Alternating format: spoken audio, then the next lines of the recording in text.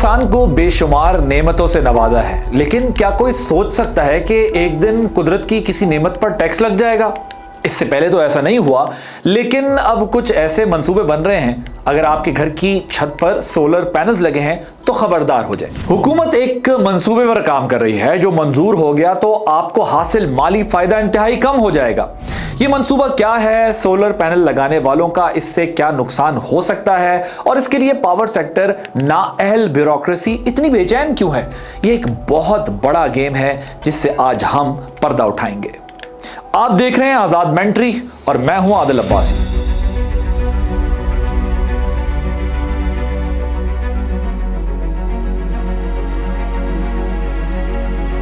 गुज़िश्ता 2 दहाइयों से मुल्क के बेशतर हिस्से लोड शेडिंग के अजाब से गुजर रहे हैं, जो गर्मियों में नाकाबिले बर्दाश्त हद तक हो जाती है। इस पर काबू पाने के लिए घरों की छतों पर सोलर पैनल लगाने की हौसला अफजाई की गई। साथ ही तरगीब भी दी गई कि फालतू बिजली नेशनल ग्रिड में शामिल की जाए, जिसका मुआवजा बिजली के बिलों में एडजस्ट होगा। 2015 में एक नेट मीटरिंग पॉलिसी का निफाज हुआ, जिसके तहत हुकूमत सोलर पैनल से पैदा होने वाली बिजली का 1 यूनिट 22 रुपए में खरीदने को तैयार हुई। बुनियादी जो बात है जो सार्फिन से रिलेटेड है वो ये है कि जिस रेट पे हुकूमत ग्रिड के लिए और मेन लाइन के लिए बिजली खरीदेगी और जिस कीमत पे वापस बेचेगी, उसके अंदर बुनियादी तब्दीली लाई जाएगी।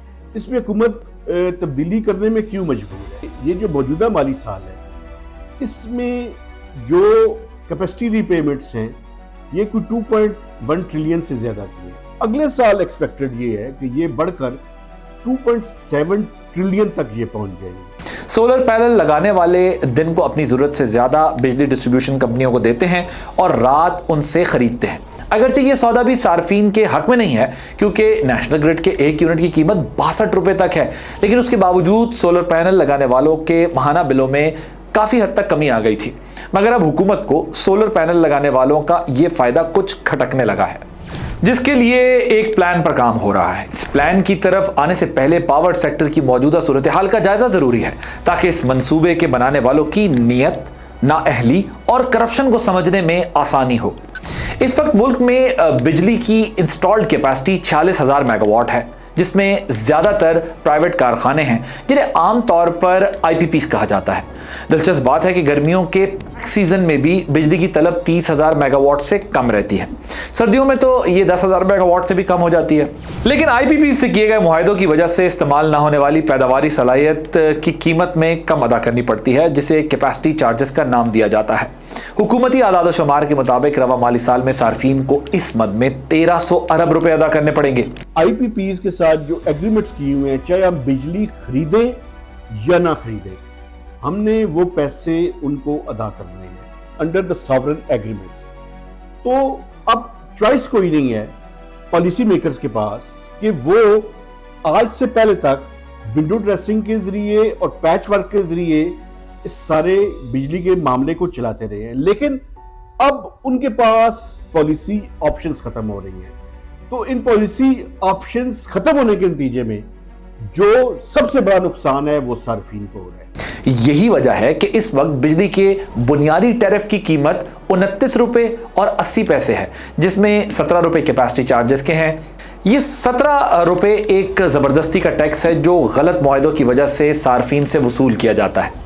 बात यहां रुकती नहीं है, बिजली के बिल में 1 दर्जन से जायद टैक्स चार्जेस और सरचार्जेस भी शामिल किए जाते हैं, जबकि टीवी फीस और किराया मीटर इसके अलावा है। जितने ज्यादा यूनिट इस्तेमाल होंगे, फी यूनिट कीमत भी बढ़ती जाएगी। इस तरह 1 यूनिट की कीमत 62 रुपए तक पहुंच जाती है। अगर आप सोच रहे हैं कि इतनी महंगी बिजली खरीदने के बाद भी मुल्क में कोई मसला हल हो रहा है, तो ऐसा बिल्कुल नहीं है।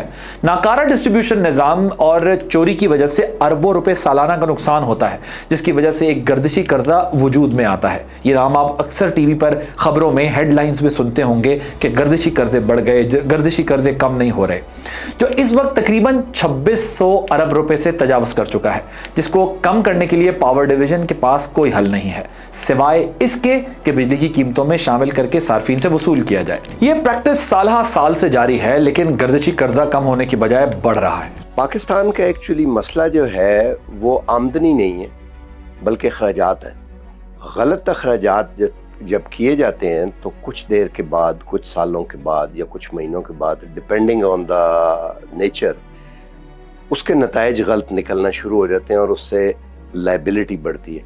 मसलन बिजली की ट्रांसमिशन के ऊपर इन्वेस्टमेंट ही नहीं की गई, जो आता रहा उसमें से वो कंज्यूम होता रहा।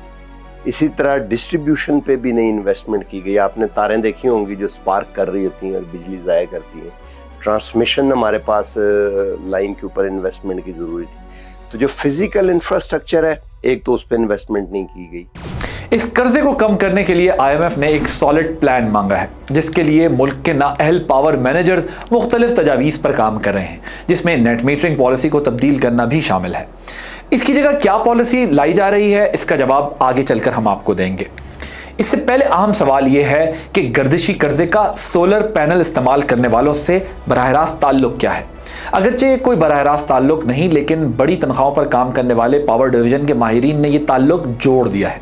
पावर डिवीजन के मुताबिक सोलराइजेशन की वजह से कैपेसिटी चार्जेस बढ़ रहे हैं, जिसकी वजह से बिजली की कीमतों में क्वार्टरली एडजस्टमेंट बढ़ानी पड़ती है। पावर मिनिस्ट्री के मुताबिक ये अमीर तबके के लिए एक सब्सिडी है जिसे ख़त्म होना चाहिए। यहाँ दो सवाल अहम हैं कि एक, क्या सोलर पैनल लगाने वाले अमीर तबके से हैं? बिल्कुल भी नहीं। मुशाहिदे में ये बात आई कि सोलर पैनल लगाने वालों की बड़ी तादाद मिडिल क्लास से ताल्लुक़ रखती है, जो कर्ज लेकर सोलर पैनल लगवाते हैं, क्योंकि मिडिल क्लास माली बहरान की वजह से ज़्यादा मुतासिर हो रहे हैं। इनके लिए लाखों रुपए के माहाना बिल देना नामुमकिन हो गया है। दूसरा अहम सवाल यह है कि क्या सोलर पैनल लगाने वालों की तादाद बहुत ज़्यादा है, जिसकी वजह से कैपेसिटी चार्जेस भी बढ़ रहे हैं? इसका जवाब खुद वज़ीर बिजली ओवैस लगारी ने दिया है। उनके मुताबिक मुल्क में सोलर पैनल वाले 1,30,000 कनेक्शन हैं, जो कुल सार्फिन का 0.3% बनते हैं। ये जो घरों में पैनल लगाने वाला है, इसे कोई रोक नहीं सकता, जो मर्जी कर ले कोई। और ये जो कैपेसिटी चार्जेस वाला है, ये पहले सोचना चाहिए था करने के लिए। तो they are caught between the cross winds. अब इसका इमीडिएट बंदोबस्त 1-2 साल में ना किया गया तो ये टका टोकरी हो जाएगा सारा 2, 4, 5 साल, 10 साल में, एक लाइफ टाइम के अंदर। और कोल प्लांट रिटायर करने पड़ेंगे, अर्ली रिटायर करने पड़ेंगे। अब इसका मवाजना बैनुल अक़वामी आदाद शुमार से लेकर अगर हम करें तो 2010 में दुनिया में सोलर बिजली की पैदावार सिर्फ 42 गीगावाट थी, जो कि 2022 तक 1053 गीगावाट हो चुकी थी, जो 2500% का इजाफा बनता है। दिलचस्प बात है कि हुकूमत ने 2026 तक पाकिस्तान में 1920 मेगावाट बिजली सोलर पैनल से बनाने का टारगेट रखा था, जो हासिल हो गया। लेकिन अब बैनुल अक़वामी ट्रेंड्स के मुताबिक सस्ती बिजली की तरफ जाने के बजाय सार्फिन की हौसला शिकनी की जा रही है, क्योंकि IMF से कर्ज लेना है। अवामी राय को हमवार करने के लिए पावर डिवीजन की जानिब से यह नवीद सुनाई जा रही है कि पावर सेक्टर का गर्दिशी कर्जा रीस्ट्रक्चर करने से पहले बिजली की कीमत में 3 रुपए की कमी आ जाएगी, जिससे सार्फिन पर बोझ कम होगा। लेकिन दिलचस्प बात यह भी है कि IMF को दिए गए प्लान के मुताबिक जुलाई में बिजली की कीमत में इससे दुगना इजाफा तजवीज़ किया गया है। सोलर पैनल को पॉलिसी को तब्दील करने के लिए बिजली की तलब में कमी का बहाना बनाया जा रहा है, लेकिन दूसरी तरफ पावर मिनिस्टर के मुताबिक बिजली की डिमांड में 8% होने वाली कमी की बड़ी वजह सनती पैदावार में कमी है। अब जिसका सोलर पैनल से बराह रास्त कोई ताल्लुक नहीं है, लेकिन दिलचस्प बात है कि कई सनतों को सब्सिडाइज रेट पर गैस फराहम की जाती है, जो अपनी इस्तेमाल के लिए खुद बिजली पैदा करती हैं। लेकिन अभी तक इन कैप्टो प्लांट्स को बंद नहीं किया गया ताकि वो नेशनल ग्रिड से बिजली लें। ये कि बहुत मुश्किल हो रहा है, मतलब जिस तरीके से अभी गवर्नमेंट को फैसिलिटेट करना चाहिए, दूसरे कंट्रीज़ प्रमोट करते हैं सोलर को या दूसरी कोई फैसिलिटीज़ देते हैं, इस तरह पाकिस्तान के अंदर भी होना चाहिए। लेकिन यहाँ पे बिल्कुल उल्टा सिस्टम है कि हम लोग खुद अपनी इन्वेस्टमेंट करके वो चीज़ें कर रहे हैं और हमारे ऊपर उसी का टैक्स लगाया जा रहा है कि जी ये आप चीज़ ले रहे हैं तो इसका भी टैक्स दें। वैसे मतलब किसी चीज़ के अंदर टैक्स की कमी है ही नहीं, और ये बिजली डे बाई डे महंगी होती जा रही है। लोड शेडिंग अलग अजाब है, और अपनी प्रॉपर्टी भी ख़राब करके और अपनी इन्वेस्टमेंट भी करके और ऊपर से हम गवर्नमेंट को टैक्स भी दें, ये समझ से बाहर चीज़ है। लेकिन 62 लोगों को छेड़ने के बजाय एक बार फिर मिडिल क्लास को कुर्बानी का बकरा बनाया जा रहा है। IMF को दिए गए प्लान के मुताबिक नेट मीटरिंग की जगह मीटरिंग का निजाम लाया जाएगा, जिसके तहत सोलर पैनल से बिजली पैदा करने वाले सार्फिन को 2 अलग मीटर्स दिए जाएंगे। एक मीटर सोलर पैनल से नेशनल ग्रिड में जाने वाली बिजली का हिसाब रखेगा, जबकि दूसरा मीटर जो होगा वो नेशनल ग्रिड से घर में जाने वाली बिजली के लिए होगा। नई पॉलिसी के तहत सार्फिन सोलर पैनल की बिजली इस्तेमाल नहीं कर सकेंगे। सोलर पैनल से पैदा होने वाली तमाम बिजली नेशनल ग्रिड में जाएगी।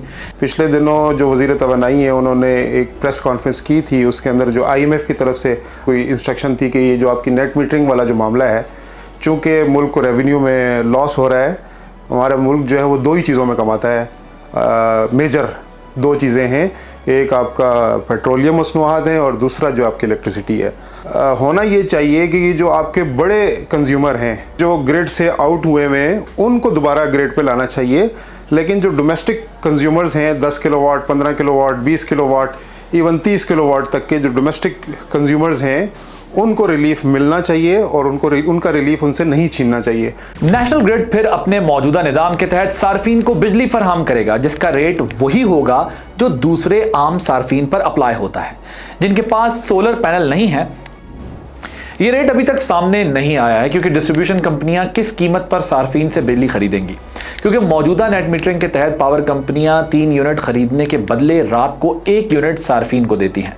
इस दौरान ये क्यासाराइयां भी हो रही हैं कि जो नई पॉलिसी राइज होने के बाद सार्फिन का माली फायदा है वो मजीद कम होकर आधा हो जाएगा, जिससे पावर सेक्टर का ब्लैक होल तो नहीं भरेगा लेकिन शायद IMF से कर्ज लेने में आसानी हो जाए।